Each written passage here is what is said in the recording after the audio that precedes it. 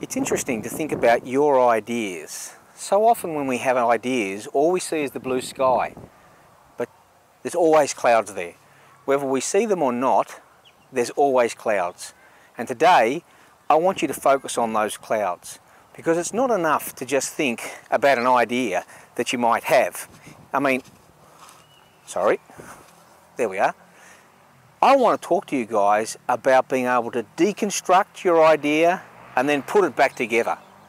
This is a real challenge, and it's not an easy thing to do, but there's a simple formula which I'm hopeful that you're going to be able to work your way through with the aid of this presentation. So, let's just assume that you've got this little idea. Doesn't matter what it is, it could be any idea. First thing you need to think about is who's proposing the idea. Is it just you, or are there some other people that are a part of your team? Regardless of whether it's just you or it's a team, you're going to have a collective or individual resource profile for that idea. And by resource profile, what I actually mean is that you'll have some social capital, you'll have some financial capital, and you'll have some human capital. These are very important. The social capital just refers to who do you know in order to get this idea moving forward. The financial capital refers to what type of resources you need to be able to access in order to get this idea to go forward. So it's not necessarily about money, it's actually more about your ability to access valuable resources, the things that most matter to this idea.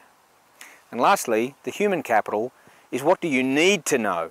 Do you need to have some sort of experience in an industry, in a sector, to be able to actually envisage the nature of how this idea is going to play out? So these are very important things, okay? So don't lose sight of the fact that you have a good, a bad, whatever, but you have a resource profile relative to your idea.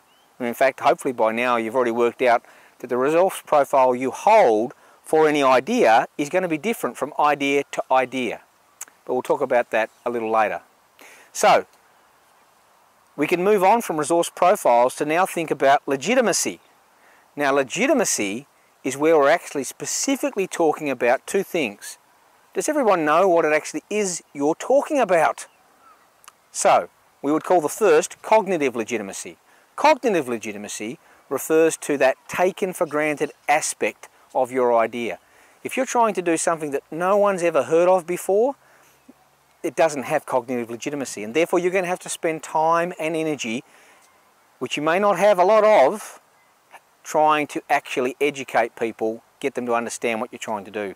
Secondly, we're talking about this idea of socio-political legitimacy. In this instance, we're actually talking about the extent to which your idea already has approval from key stakeholders in society. It's something that we would condone, that we would accept as a normal idea in society. So cognitive legitimacy, socio-political legitimacy, both very important in terms of you being able to move forward with your idea. So we've got a capacity in terms of the resources you control and you can access. We've got an acceptance of your idea, but your idea doesn't just happen in a vacuum. All around us, we're surrounded by environmental elements. In this particular area where I'm standing right now, I can hear children, I can hear cars, I can hear birds, I can hear my son over there kicking his football, and I'm surrounded by temperature, I'm surrounded by breeze, I'm surrounded by a whole range of other environmental factors. And for every idea that you guys think about, there are a range of environmental factors that also matter for you too. So, the challenge for us is not necessarily to think about this idea you have relative to all of these environmental factors. Our challenge is to try and think about your idea in terms of what I would call your operational environment.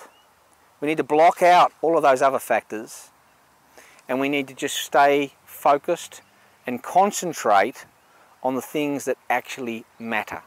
And in this particular instance, that's what we call the operational environment. So it's blocking out the other things that relate to everybody but don't actually matter to to your idea. And that's the challenge, getting yourself being able to identify those things. Now, within this operational environment, for your particular idea, you're going to have some ecological factors, and these are the things that are actually things that are the inputs. They're the things that you need. They could be customers, they could be resources, but they're the things you actually need to have an availability of for your idea to get up and running. There are also likely to be other factors, which we would call selective factors, which could be working against your idea, all right? They could be regulations, they could be a lack of awareness or interest by a whole range of people. So, very important that you understand that what we're now focusing on are the things that are within your control, the things that you can try to maneuver and try and change. You can't change all those things we've just blocked out, but you can become very mindful of and hopefully manipulative of the factors you need and the factors that you might not be able to actually gain a great deal of access of in terms of this selective environment. Okay? So, the big challenge for us is trying to make sense of, can we explain this little selective environment, this ecological dimension? Overall, they're sitting in what we're calling this operational environment. How does it change? That's your challenge. And the best way to try and make sense of this is we can reference this issue up here, this process of variation, selection and retention.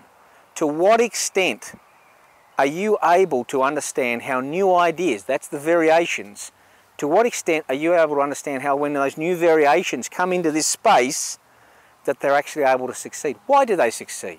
What actually is it? Do they have the cognitive legitimacy? Is the socio-political legitimacy there? Was the team that brought them in, did they have a strong resource profile when they brought those in? Very important that you're actually able to make sense of those factors, okay? So when new ideas come into this space, why do they succeed? Why is it that the existing status quo might be selected for or selected against? And importantly, why is it that those long-run issues, those long-run ways of doing things get retained, all right?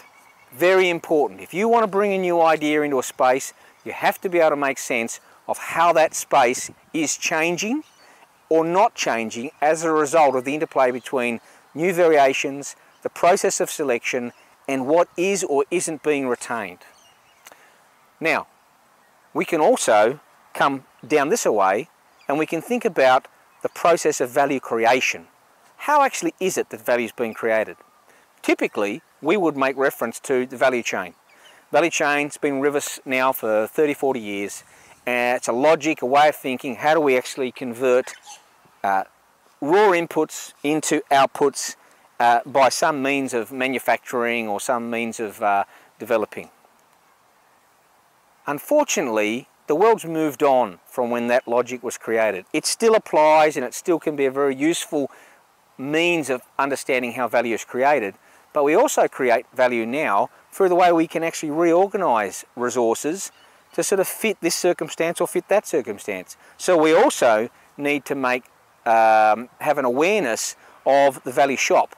The value shop just simply means that you've got a set of resources that you're controlling and you're able to reorganize them to solve different problems in different ways for different end users.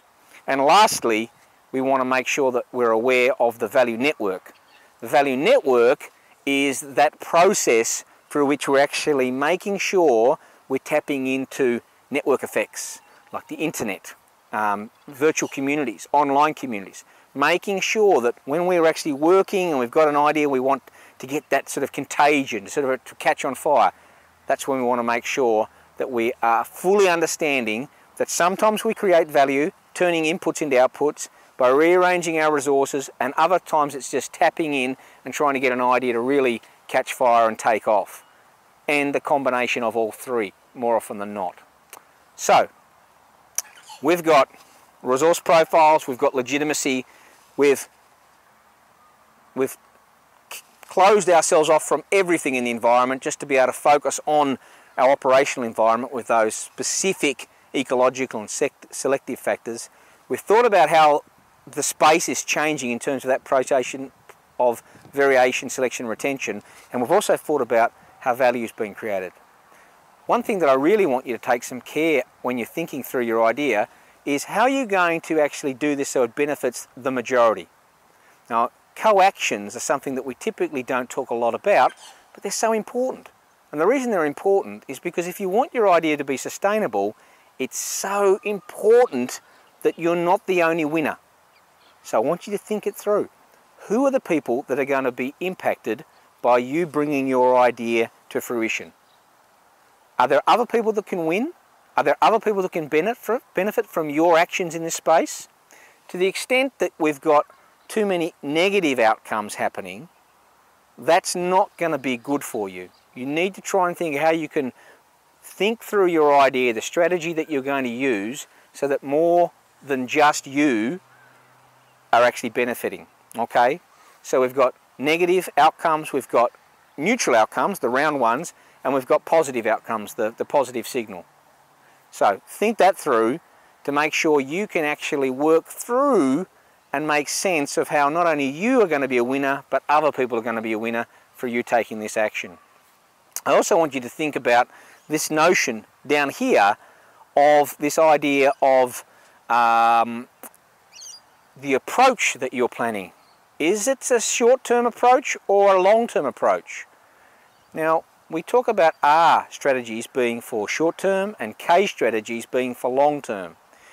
It's important that you think this through because you have to make sense of the idea space that you're operating in. Is it a brand new space? Are you proposing something that no one really understands? You know, it doesn't have cognitive legitimacy? Maybe the jury's out in terms of whether people actually even think it's a good idea or not. If that was the case, an R strategy would make sense because we're hedging our bets. You know, maybe we're just taking a very short-term view. We're trialing it. We're trying to work out what the rules of the game are before we actually jump in. Alternatively, maybe you're doing something that's quite well accepted, cognitive legitimacy is high, and now you're going to take a K strategy. K strategy means you already know the rules of the game. You can see what other people have done in that space. You understand how new ideas come into this space and how they succeed. And as a result, you're actually able to say, okay, I'll scale up the way I'm going to do this in this particular way. Now the other factors that also play in here are whether you're going to be a specialist or a generalist. That's important too. Are you trying to actually solve a problem or direct something towards people who are just a small segment of the marketplace?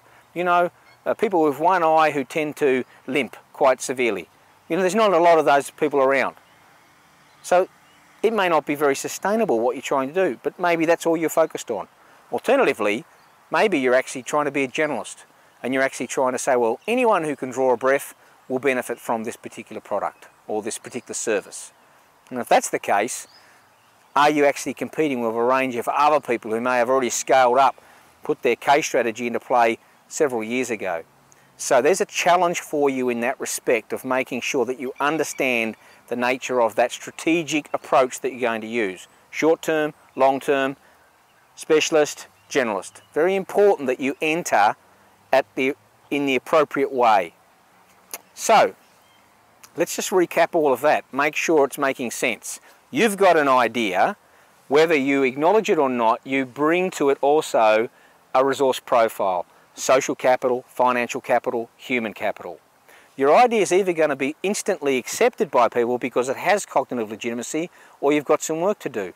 It might also be accepted by stakeholders in society who may approve of it or may not approve of it.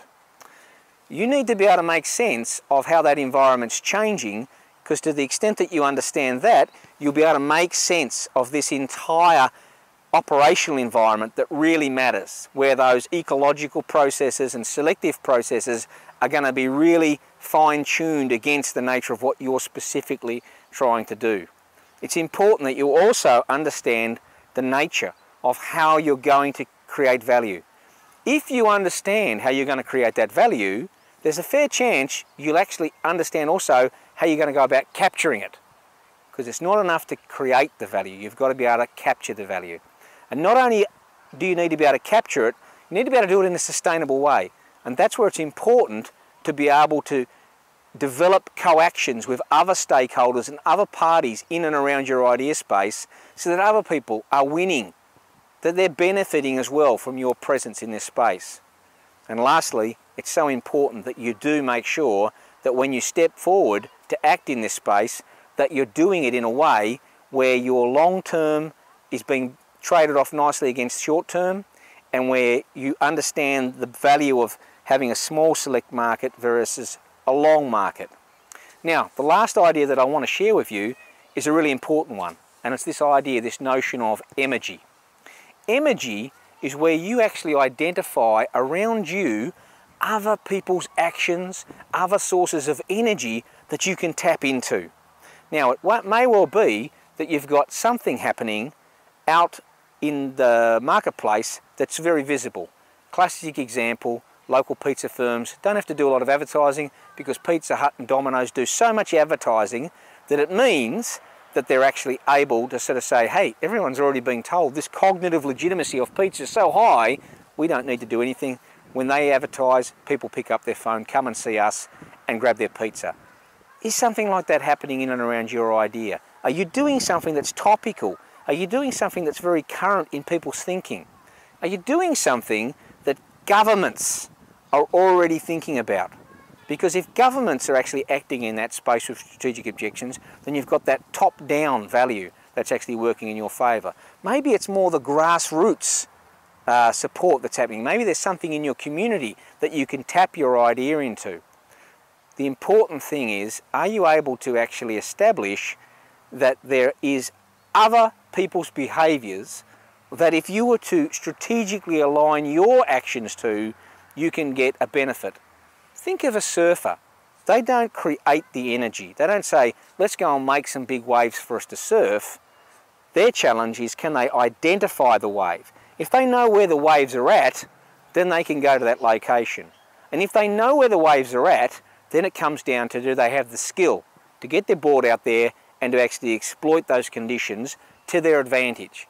When they go home, they didn't bring the energy that the ocean had, they exploited the energy that was already there. And that's the challenge with emergy for you. Can you identify other people's behaviours in and around where you're wanting to act that you can actually tap into? All right? So, good luck. We'll review some questions in a second, which will enable you to actually hopefully put this whole process here into a simple set of tick sheet questions for you.